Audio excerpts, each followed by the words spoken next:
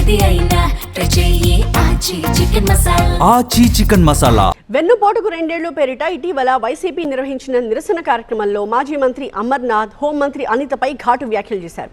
ఆమె మేకప్ పై వివాదాస్పద కామెంట్స్ చేశారు. ఆయన ఏమన్నారో చూద్దాం. మనకు ఒక మేకప్ మంత్రి ఉంది, మీ అందరు ఎవరికి చెప్పాల్సిన లేదు. సరిగ్గా ఇటువంటి ఎండలో తీసుకెళ్తే కేజీ బయటపడుతుంది. కేజీ పుట్టి పెట్టవచ్చు, మనం వాళ్ళ పుట్టి పెట్టుకోవచ్చు. ఆవిడ మాట్లాడుతుంది.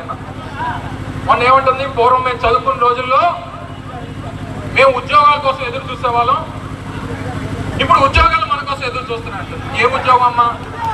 నువ్వు చేసినటువంటి ఉద్యోగం ఏంటి చెప్పు, మాకు చెప్పు. నువ్వు చేసిన ఉద్యోగాలు మా వాళ్ళు చేయలేరులే, మా వాళ్ళకి చేత కాదు, మా ఊర్లో మైకి అంతకన్నా చేత కాదు. నువ్వు వచ్చి మాటలు మాట్లాడతావు. ఒక్కసారి పదవి వస్తే నేను వదిలేసినటువంటి బుల్లెట్ ప్రూఫ్ కారు వదిలి తిరుగుతున్నావు నువ్వు. నేను వాడి వదిలేసినటువంటి నా బుల్లెట్ ప్రూఫ్ కారు నువ్వు వాడుతూ నా గురించి మాట్లాడుతున్నావు. నీకు సిగ్గు సెలవు ఏమైనా ఉందా అని అడుగుతావు.